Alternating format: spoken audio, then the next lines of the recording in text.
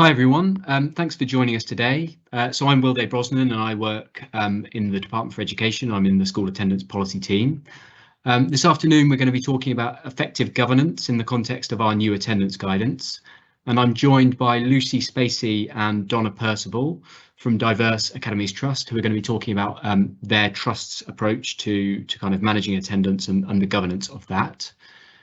We will be sharing the slides after this session with everyone who's signed up, so look out for those and we'll email them round. And we will also have a short section at the end of this webinar for question and answer, so please submit any questions that you've got in the sidebar as we go along. As many of you will know, we've run a number of these sessions already on different elements of the attendance guidance, so you should be able to find links to all of the recordings in the sidebar too. If we can have the next slide as well, please, that would be good. Before I hand over to Lucy and Donna, actually, I was going to briefly set out what the new guidance actually says about governance and effective governance around attendance. So again, if I can have the next slide. So there are 4 key expectations about the role of trust boards, trustees and governing bodies on attendance in the new guidance. As you can see here, this first one is really about recognising the importance of school attendance at the level of governance and at the level of trustees, and promoting that across the school's ethos and policies. So that will include, I mean, I've put a cut down version of the guidance and the expectations on this slide, but it will include that governors ensure that there are high expectations for attendance which are set across the school or the trust, that attendance processes are being delivered effectively across, again, the school or the trust, and that might include kind of ensuring that schools are working closely with their local authority where that's appropriate to do so. Governors and trustees should also be satisfying themselves that attendance processes and procedures are being adapted to the individual needs of specific pupils. And obviously governors should be involved in considering the kind of overall effectiveness actually of the school's current approach to improving attendance. MATs will need to think about common issues across their schools and sharing practice between schools and how that operates. And they also, larger MATs in particular, will want to consider whether there ought to be a single attendance lead across a trust who can actually drive forward improvements and ensure kind of consistency of approach across schools within the trust. So that is the first expectation. If we can move on again. So the second one is around governors playing this role in ensuring that expectations and statutory obligations around attendance are being fulfilled by the school.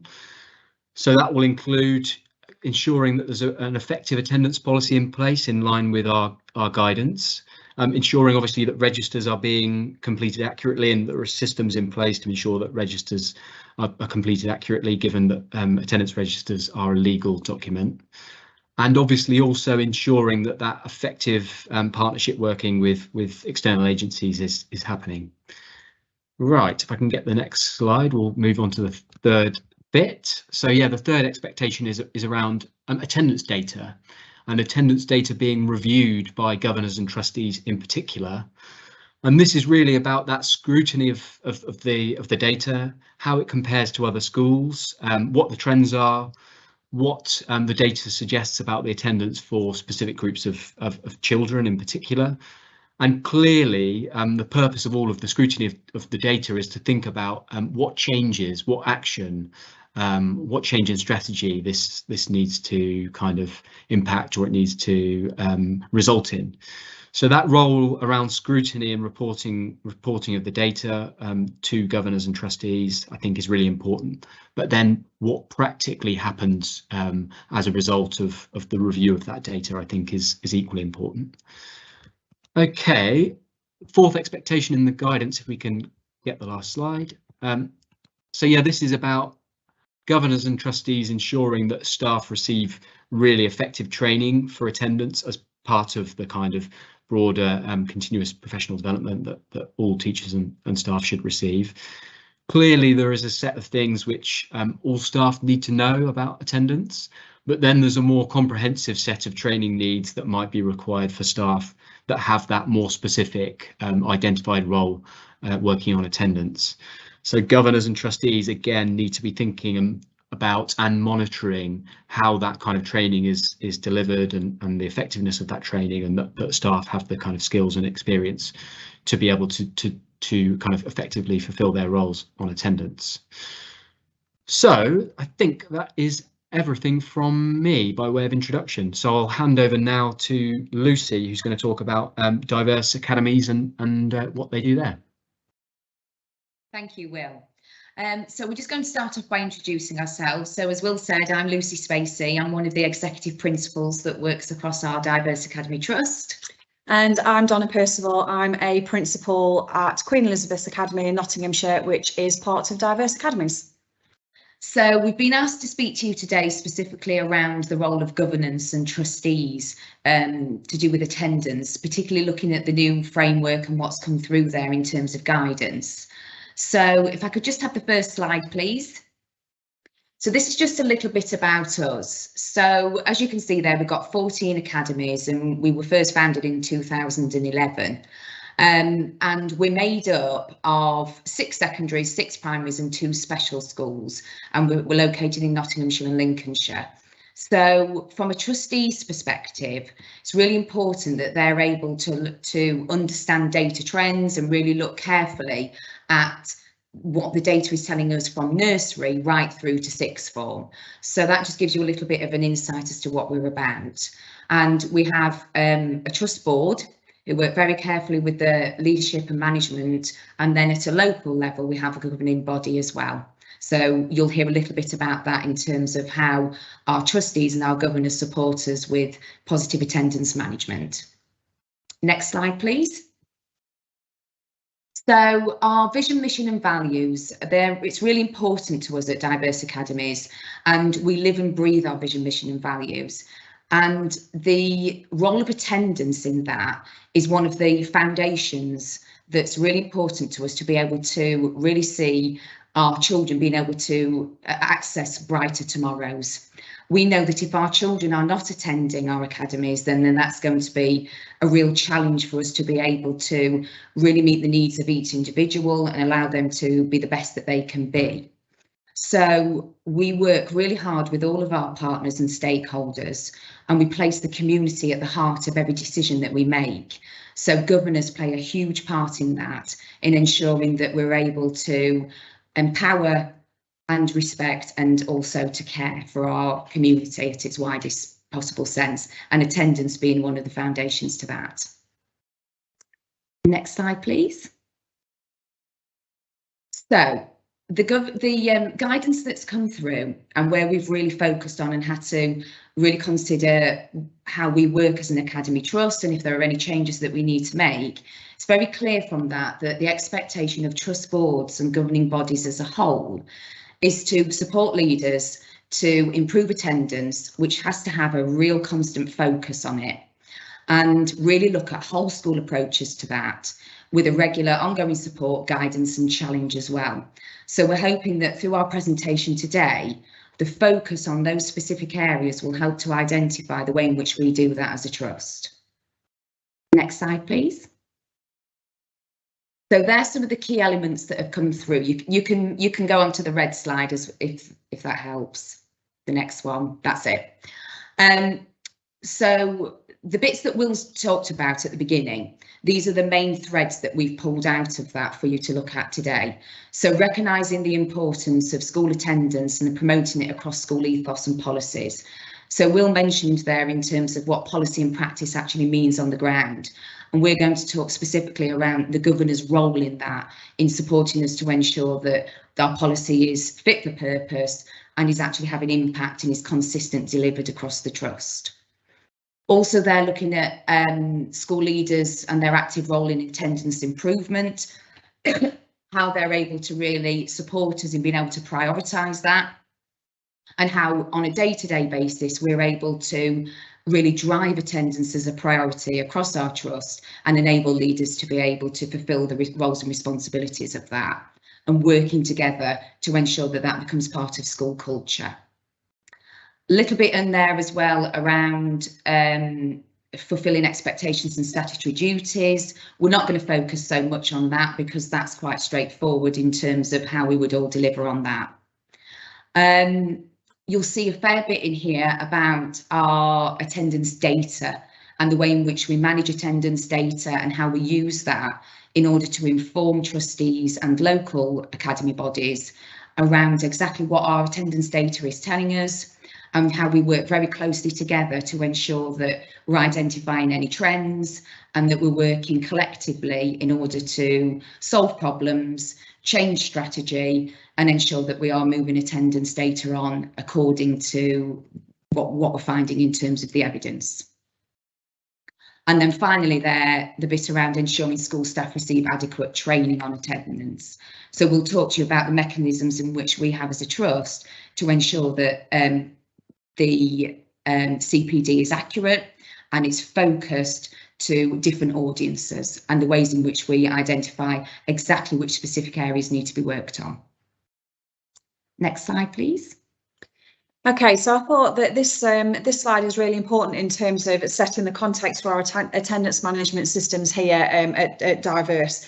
So see attendance management as a two-way process. So we're obviously feeding information from academy level through SLT level up to our trustees, but equally so, Lucy in just one moment is going to talk to you about a really important role that we've got, which is our strategic development lead for attendance, and how that real pivotal role allows us to feed information from trust level back down to academy level.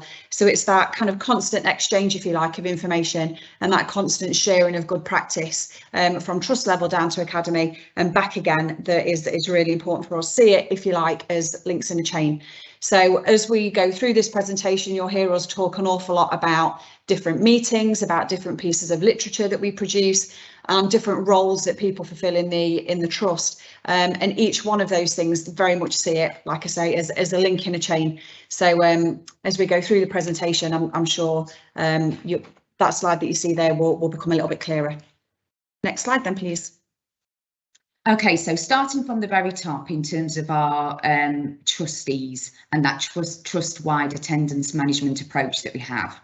So one of the key roles that we have within Diverse Academies is a strategic development lead, which is the SDL that you'll see there.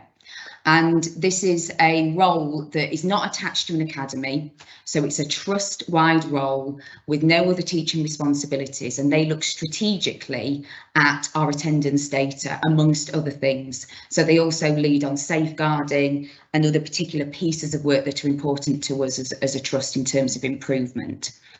And this person's role is very much about being able to gather the trends and the information that's coming through from an attendance point of view in this case, and very carefully using that information in order to identify trends, commonalities.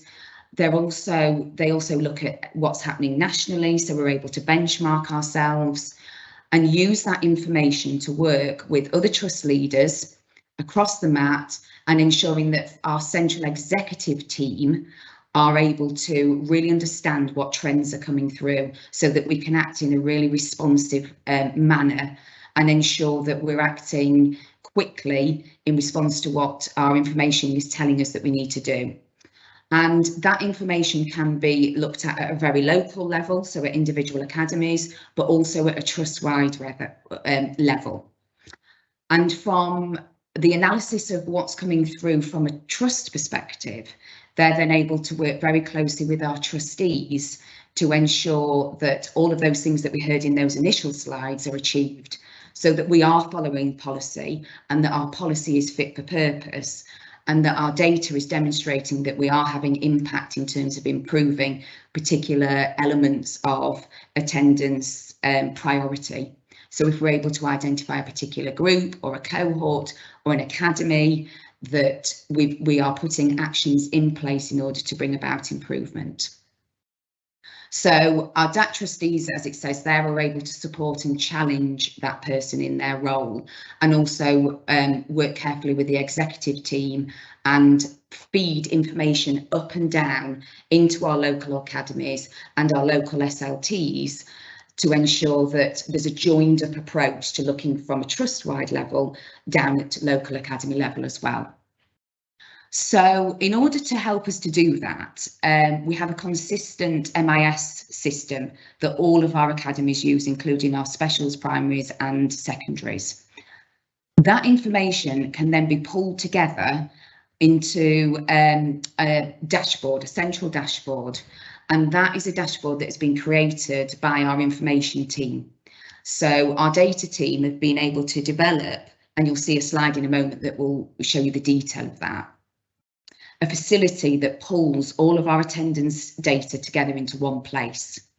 It's a live stream system that's updated around about every 5 minutes, and we can use that very locally. So our principals and our SLTs are able to look at it at a local level to spot trends and immediate action for what's taking place in their academy, but we're also able to look at it from a trust-wide perspective and identify common trends across the group. So that's the function by which we're able to really focus on data and drill down into specific vulnerable groups and identify where there are areas that we need to improve, and then place strategy in place in order to put those improvements together. So our SDGs are our strategic development groups. So within each academy, we have members of staff who are responsible as PDBA leaders, and they look specifically at strategy and attendance being one of those focuses that they work together on. And they particularly look at compliance, look at our policy, what are the national benchmarks that are out there and how do we compare.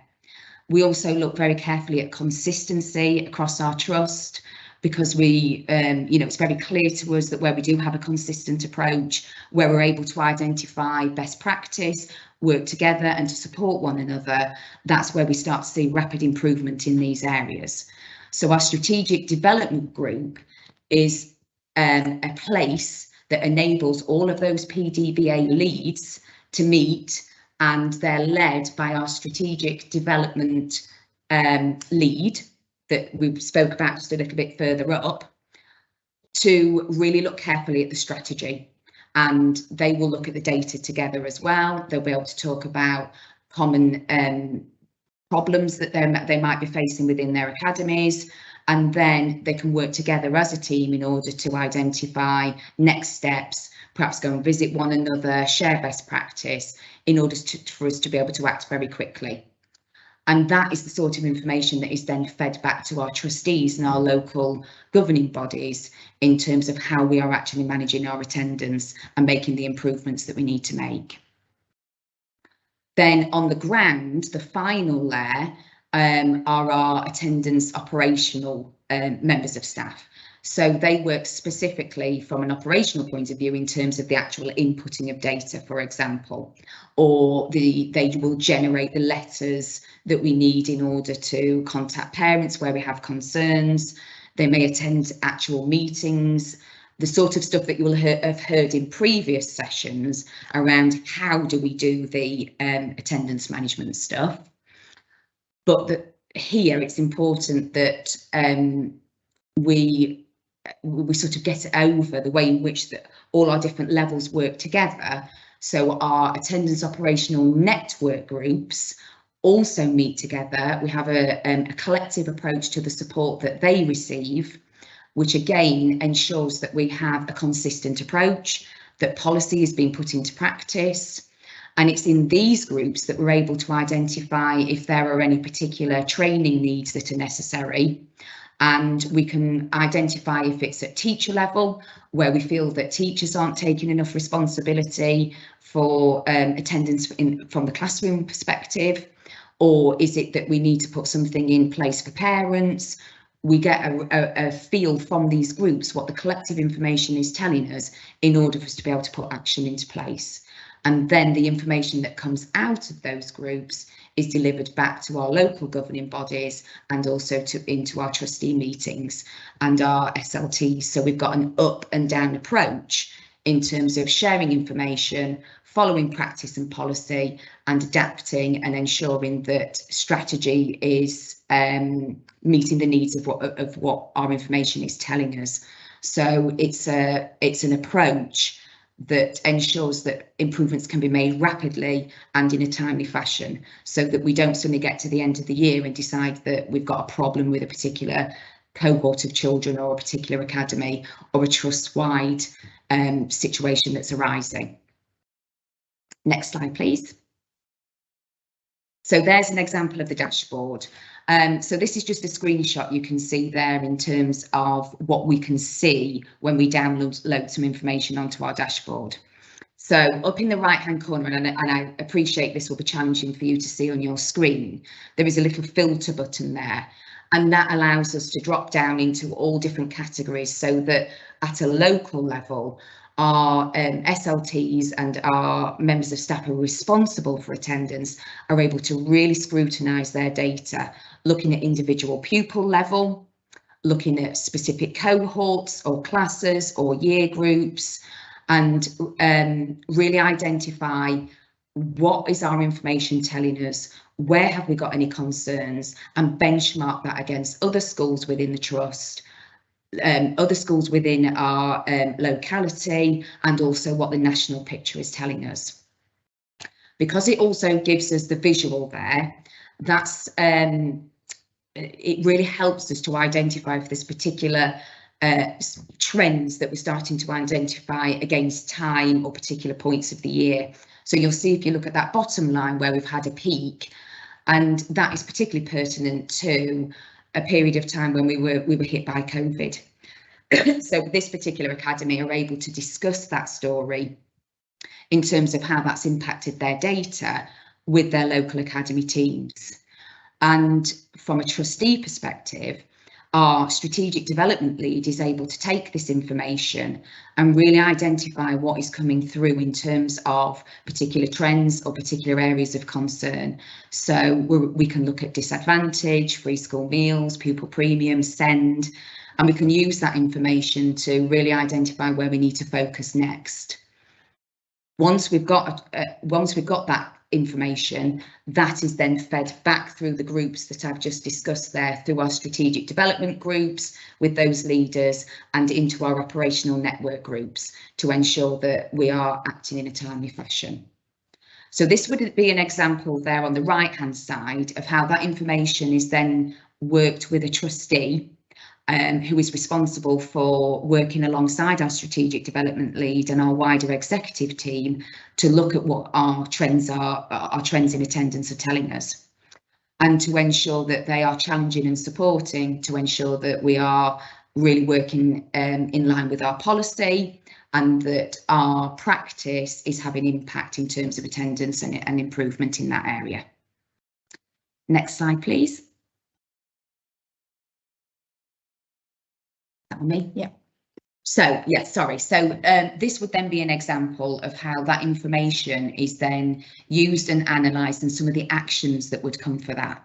So this is an example of where our strategic development lead has met with the lead trustee and looked at our data, looked at the dashboard, listened to the feedback that's come through from our strategic development groups and our operational network groups, and then really thought about what actions need to take place next. So I won't read those out for you because you can see those there, but it gives you a feel for how we're able to act together and ensure that our trustees are fully involved and are supporting us to ensure that we are delivering in terms of the improvements that we need to make around attendance. And then we're able to take those recommendations and those actions back into local academies and ensure that they're filtered out. And then at the next meeting, we're able to review the impact of that. Next slide, please. So if we move on to think about how everything that Lucy's just said there filters down to our local academy committee level. I guess like most academies really across the country, nothing unique here, have an SLT lead for attendance. So every one of our academies has that in place, and it's their job really to work very closely with the SDL, so the strategic development lead. And what they will do is they will use SIMS, they'll use the data dashboard there, the screenshot that you've just seen from our dashboard, to identify patterns and any priority areas that we might have that we need to work on in our academy. What's really, really important to us, and I really can't kind of overstate this, is the importance of our linked governance meetings. Certainly in this academy and across our trust, we're really lucky to benefit from great expertise of our governors that work with us. And PDBA has its own link governor area who works really closely with that SLT lead. They talk about the emerging trends that come out of the dashboard data. They talk about any actions that might need to happen. Having that dashboard live during those link governance meetings is really valuable, because it means that the SLT lead can really talk through what's happening in a kind of real life context. Often when you report through written documentation, by the time you finish writing that report, it's out of date. Having our dashboard in place means that our governors get access to the most immediate data and the most immediate trends and patterns that are emerging. So those link governance meetings happen at least 3 times a year, but often more frequently than that. Obviously during COVID time, we've continued to have them virtually, so we've held them over Teams, but certainly when they happen on the Academy site, you get that additional sense of kind of attendance in a live sense, really, because our link governors, they come in, they conduct learning walks around our Academy site, they engage with our children, so they're able to talk to them about the importance of attendance and what attendance policies we've got in place. So yeah, we're very, very lucky that we've got very active link governors in our Academy. Our link governors also receive a piece of documentation called our ERM, which is our Education Review Meeting documentation. And that's a piece of literature that's completed by me as principal that I share with the executive principal, that then feeds up via our governors into our LAC. And then further than that, through the strategic development lead, through up to trustee level. So again, we've got that constant backwards and forwards, that constant flow of information that moves up and comes back down again to local level. That documentation is shared with our governors in advance of our local academy committee meetings, so that they're able to ask us any questions, to challenge anything that we put in there, to ask us about what next steps might be on emerging or trending data. So again, that's a really important piece of documentation for us. We go along to the SDG meetings, the strategic development group meetings, and for us in our academy, that's an assistant principal that attends that meeting. And again, they're feeding that information back to our link governor. So again, it's that real importance of not just feeding information up, but also receiving it back at local academy level that's so crucial to us. And because our link governors are so really involved in our kind of day-to-day life of our academy, they're really able to feed into our MAP policies. So we have overarching MAP policies here at Diverse, but we also have our local appendices, and they're all signed off by our local academy committee governors. And so, you know, again, you've got that example of our governance in action. So it's not just a case of our governors receiving these documents, they're also helping us to construct these documents. And I've got an example of that in a couple of slides time to tell you. But I think for us, really, the mantra that we live by is that the better the standard of reporting to our governors, the better challenge we get back from them. And we actively invite that, because, you know, ultimately that's what they're there for. That's the most important role that our link governors fulfil. So the more information we can give them, the better the challenge they give back to us. And that's really key. Next slide, if you don't mind. So continuing then that role of link governance. So as a result of those link governance meetings, they, like I say, help to shape our local appendices. They suggest amendments that need to go into them. They challenge us for the contents of them, and they're also involved in reviewing those local appendices. So they sign them off before we get them onto our website. But they also help to shape our protocols. So some of the work that we do here, kind of day-to-day work, is helped shaped by those link governance meetings. And again, on the next slide, I'll give you a more practical example of that. How are we going to move forward then? Bearing in mind we've just got this new guidance from the government that Will went through there at the beginning. Well, our governors will be sitting on pastoral review meetings. So for children that might be particularly complex cases, that might be a complex behaviour case or a complex attendance case, and often those two things come hand in hand. Our link governors will be sitting on those cases with us on those review parent meetings.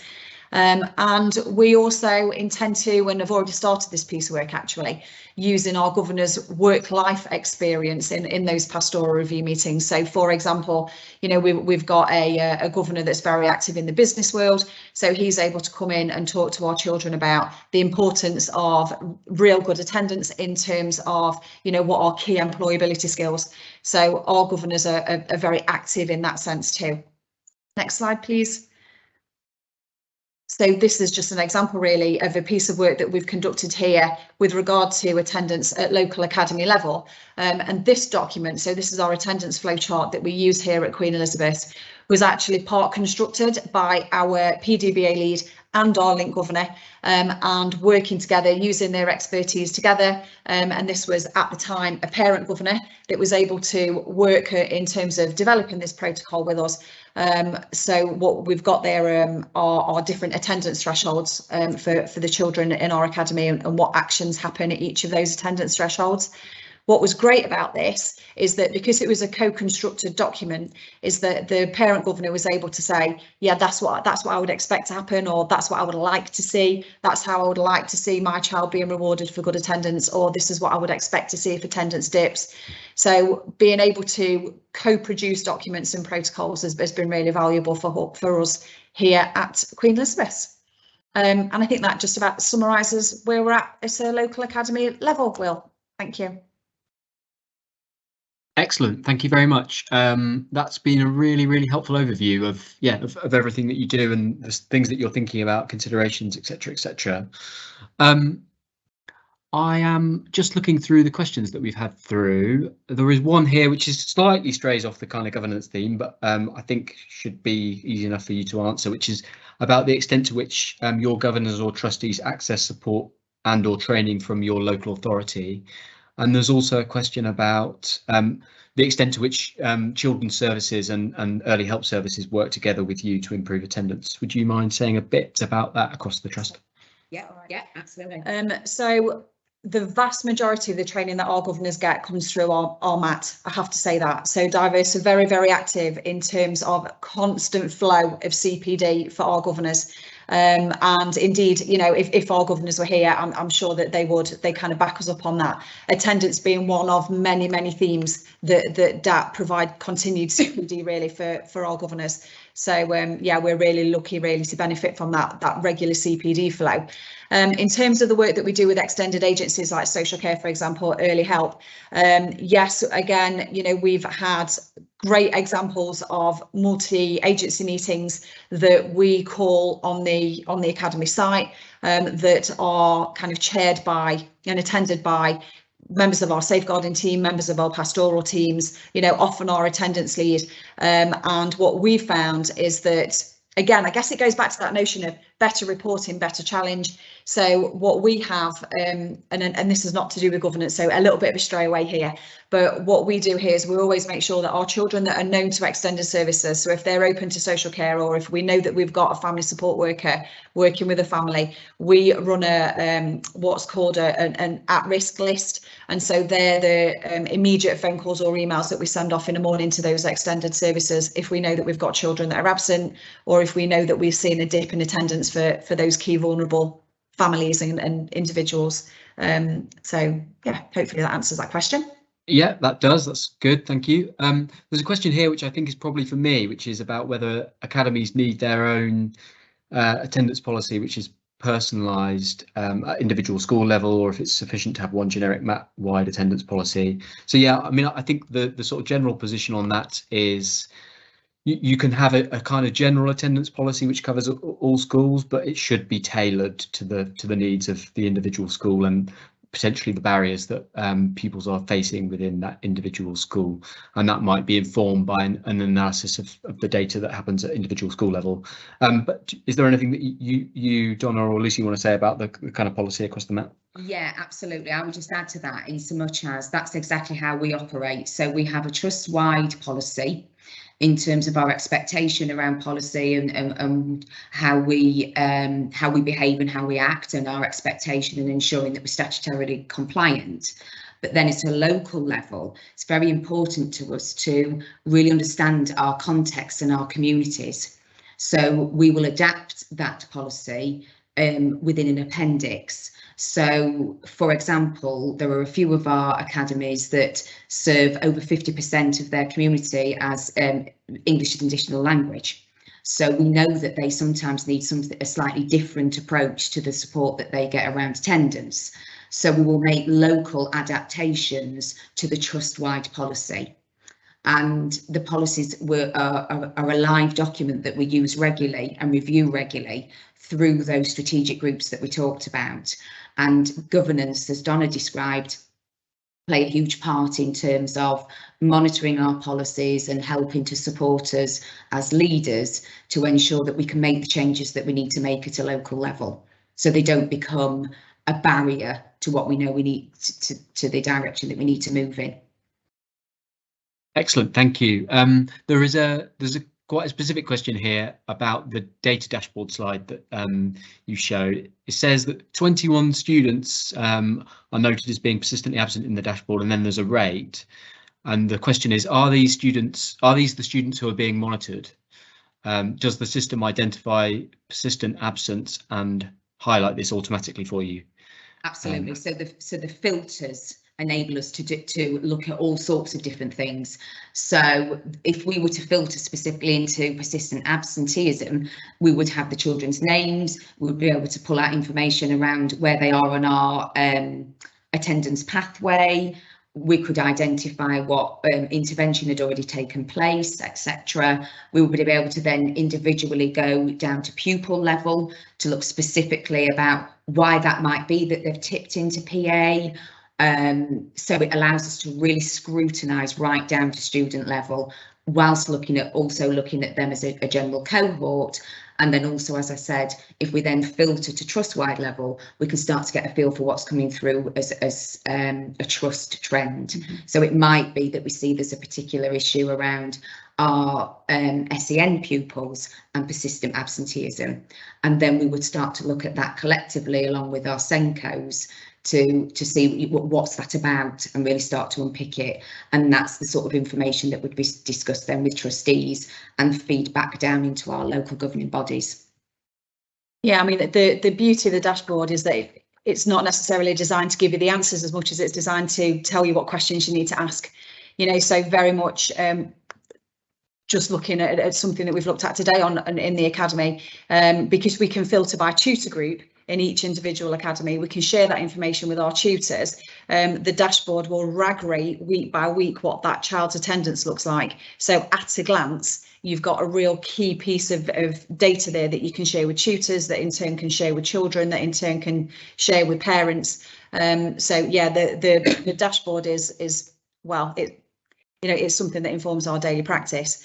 And out of that, of course, because we're able to really drill down and look at what our core areas and our emerging trends are, we can really structure what our CPD looks like for whole staff, born out of the data and what it shows us in terms of need. Fantastic. That's really helpful. There's one more question that I had, which was, I mean, it's not really phrased like a question so much, which is more about the kind of mechanics of exactly how your strategic development leads work with trustees in particular, and what that kind of join up looks like. So our trustees belong to particular different groups. So the example that was up on the slide there was the standards and outcomes group. So the role of the SDL really is to feed the information up to whichever is the most appropriate group. So the attendance SDL, will take that information from academy level. So the conversations that they've been having at SLT and principal level at the academies will feed through into the SDGs, which in turn goes via that person up to trustee level. So it is quite mechanical, and I guess the best way to think of it really is, like I say, those different links in a chain that go up and then also feed back down again. But yeah, our trustees function in different groups, each with a different remit. So from one of our trustees will have a link responsibility with attendance, and they will meet with our strategic development lead, who is Patrick. It's probably more useful to use his name at this point for you to identify who we're talking about. So Patrick will meet regularly with that link trustee in order to look at that data, to discuss trends, to look at our policy and to really understand where we're at. have those challenging conversations, develop next steps and actions and recommendations together, which then feed back down to executive level and back into local academy committees. And it might be at that point that there are because attendance runs through everything, there will be certain bits of information that need to be taken to another committee meeting or to be discussed with a different trustee with their hat on. So when I talked before about if there was a particular issue around SEN, we would ensure that the networking and the conversations that needed to take place with the right people were then facilitated through those regular meetings that we have. And we also ensure that attendance features on all of our agenda items. So if you're meeting with regarding safeguarding, we will also consider attendance from a safeguarding hat as well. So it kind of all links together. Yeah, no, that's really, yeah, really helpful actually. So there's two more questions that I was going to come to. Neither are directly governance related, but let's go with these two. So one, which is about the dashboard, and I think you said that this was designed by some of your data people and through Power BI. Am I right in thinking that? Yeah. Is that the question? That was the question. Did you design it, and how did you design the dashboard? Yeah. Not us, admittedly. And if this question's too technical, we will have to get back to you. But the essence of it is that we have a consistent MIS system that we use with all of our academies, which allows all of that information to be pulled into a central space, which is developed over Power BI. So and I don't really know what that means, but it's a computer software program, which then allows us to look at all the different functions and features that we want to. And we're able to add features, take features away. So if something crops up at a local level where we suddenly feel that we need another filter option, then we can just speak to our central team who work on information and data analysis, and they're able to add those filters in for us. So it's a really reactive and proactive approach to being able to use our information to the best of our ability to have the impacts that we need to have in terms of improvement. Excellent. And I should add actually that we've got a session on the 20th of this month, which is about effective use of data. So if people are interested in that, and in fact we ran a webinar with Star Academies a couple of weeks ago, which was actually about day-to-day processes and yeah, how they kind of follow up on attendance, but that covered a bit about data. So if people are interested in that presentation, they can find the recording elsewhere. Right, final question is about how you manage working across different local authorities and different expectations. You mentioned you're across Nottingham and a couple of other authorities, but how do you maintain that consistency whilst working across a number of different local authority areas? Is there other things to say about that? From an attendance perspective, we don't find that there's much of a difference actually. There are many differences when you come to something like special educational needs, for example. But for us, we don't particularly find that there is a challenge there necessarily. So the dashboard allows us to pull all of that information together. It will also allow us to take trends from different local authorities and compare through our filter system. So if we're looking at one of our schools that's in the Lincolnshire area, we can look at what that information is telling us compared to those in the Nottinghamshire area, and then also look at the national trend as well.